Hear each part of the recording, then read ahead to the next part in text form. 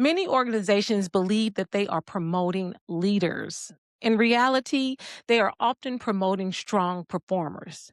That difference creates one of the most common leadership challenges inside organizations. Someone consistently delivers results, solves complex problems, demonstrates expertise. Leadership recognizes that performance and think, hey, promotion needs to happen. The expectation becomes simple. If they are successful as an individual, they should be successful at leading others. But leadership requires something completely different. It's a different mindset than a performance mindset. The behaviors that creates a successful individual are speed, expertise, solving problems. Those behaviors don't always necessarily translate into strong leadership. And when organizations promote performance without preparing leaders, something very predictable happens. The leaders keep solving the problems, then the team becomes dependent on the leaders. And then leadership starts to wonder why things feel harder than expected. It's what you signed up for. Welcome to Authentic Encounters, Lena Speaks. This podcast explores leadership, organizational culture, the leadership conversations that shape how organizations grow. I'm Lena Morris, founder of Authentic Encounters. I work with CEOs, executive teams, and high-performing professional organizations across many industries. My work focuses on strengthening leadership communication, leadership development, and organizational culture. Many of the insights that I share here come directly from the patterns that I actually observe while working with leaders and overall organizations. Today's episode, we're going to be talking about the silent promotion problem. A leadership pattern I consistently see when working with organizations is organizations believe that they are promoting leaders, but they often promote are individuals who are exceptional performers. There's a big difference there, right?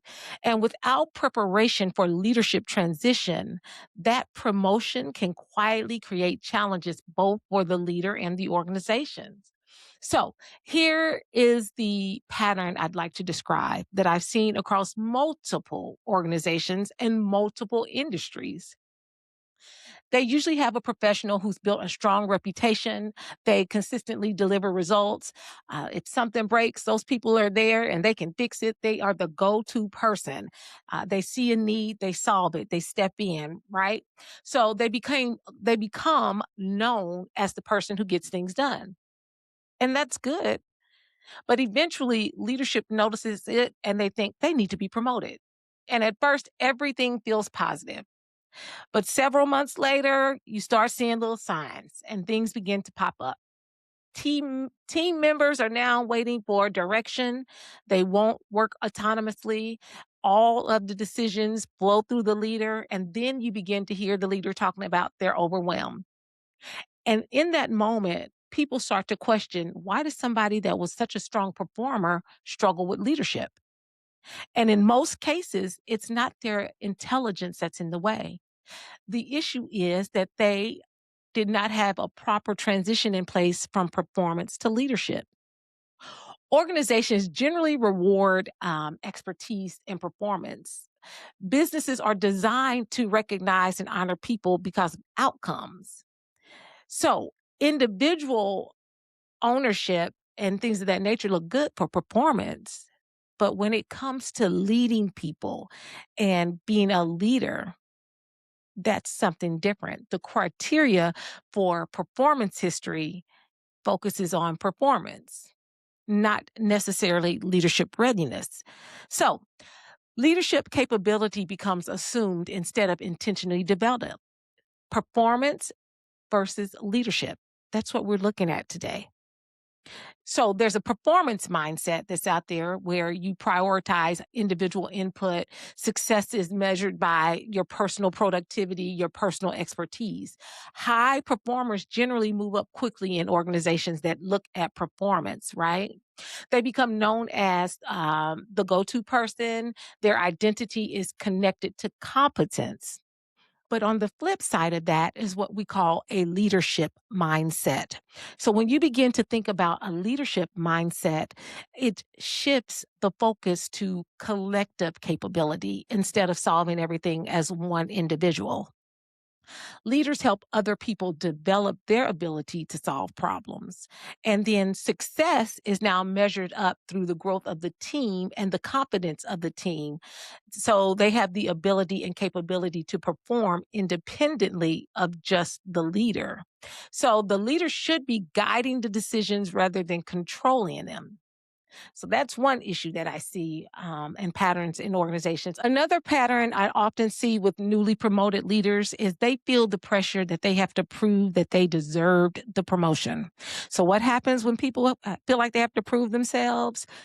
They begin to go above and beyond. They fix all the problems.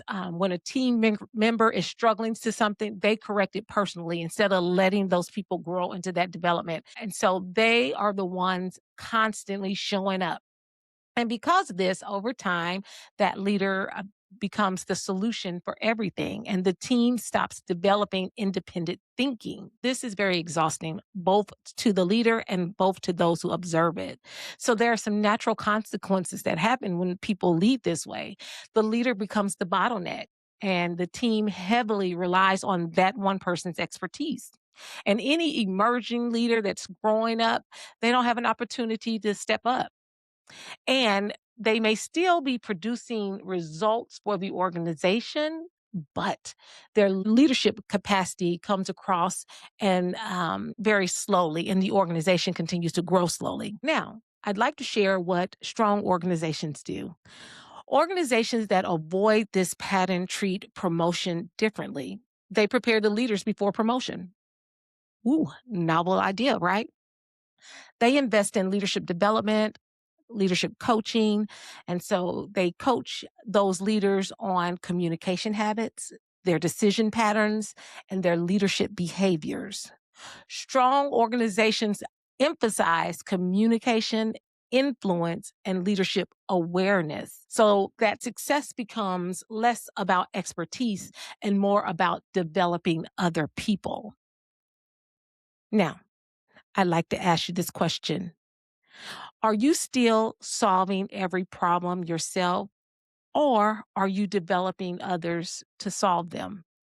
That question alone often reveals whether a leader is still operating from a performance mindset or a leadership mindset. Leadership is not simply a reward of past performance. Leadership is a responsibility to expand the capability of the entire team. Organizations that understand this difference build stronger leadership cultures. Promotion should not mark the end of development. It should mark the beginning of leadership growth. If this conversation resonated with you today, I've also wrote a deeper article called The Silent Promotion Problem. You can find it on Authentic Encounters website. I've also created a short leadership resource called the Leadership Alignment Diagnostic. It's a quick reflection tool to help leaders identify problems affecting communication, decision-making, and culture. You can download the resource, read the article, or explore more leadership insights at AuthenticEncountersLLC.com. Thank you for joining me for the conversation this week. Until next time, continue leading with clarity, awareness, and authenticity.